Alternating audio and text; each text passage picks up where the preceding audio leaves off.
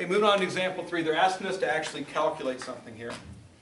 They want us to add 4.1 seconds, 3.5 seconds, and 1.27 seconds, and round to the correct precision. So let's talk about what that means real quick, because I think we all know how to add, right? So that's not the hard part of the problem. The hard part is to round to the correct precision. Okay, so let's start by adding the numbers, and we'll worry about the precision in a moment.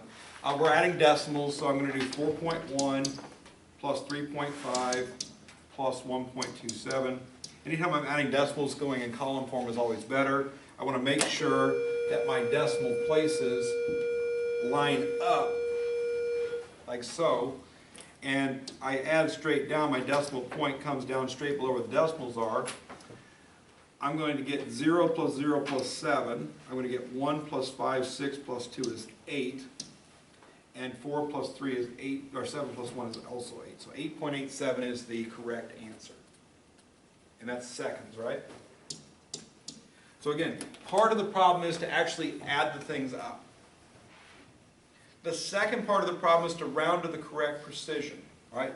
Now, typically, when we're evaluating addition or subtraction problems, they're going to be worried about precision. When we're calculating multiplication and division problems, they usually worry more about accuracy. So multiplication and division, we're worried about significant figures. Addition and subtraction, we're worried about precision, all right? Now, if we take a look at the precision of each of the numbers in the problem, 4.1 is precise to the 0.1 seconds, right? 3.5 is to the nearest 0.1 second, and 1.27 is to the nearest 0.01 second. In each case, just looking at the significant figures, 1 is the furthest right, 5 is the furthest right, 7 is the furthest right. Place value, tenths place, hundredths place. Right? So again, I'm just establishing the precision of each number in the addition problem. Okay? As far as place value is concerned, the further that you go to the right, the more precise you are.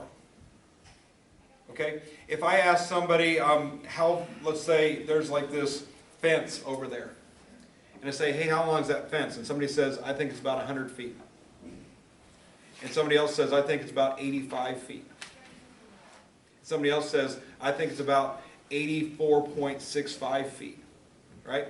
Each of those can represent the length of the fence. 85 is rounded up to the nearest 100 to say 100. That's less precise than 85. And that's also less precise than 84.62. So each time you make the number more decimal, you get more precise. So as far as precision is concerned, this is the most precise. These two are equally precise, but they're the least precise. Okay? The more decimal point things you have, so 0.01, 0.001 is more precise. 0.0001 is more precise, and so on. The more decimals you add to your number, the more precise you're getting.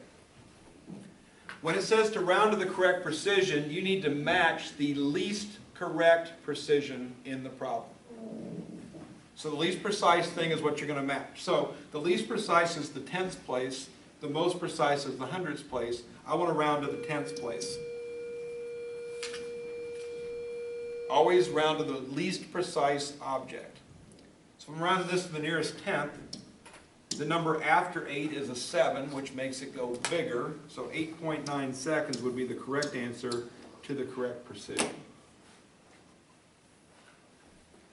Anytime you're adding numbers in this class and they say round to the correct precision, that thought process needs to be added to your problem.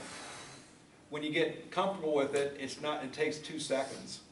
But until you're comfortable with it, it's going to take a little bit of time to figure it out. But again, precision is a new concept. This whole accuracy, significant figures might be a new concept.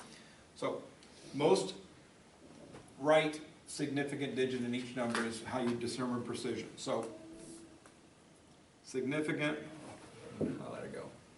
Significant, significant, significant. Most right, tenths place, hundredths place. This is most precise, these are least precise. That's where I need to round to, so I round to that place.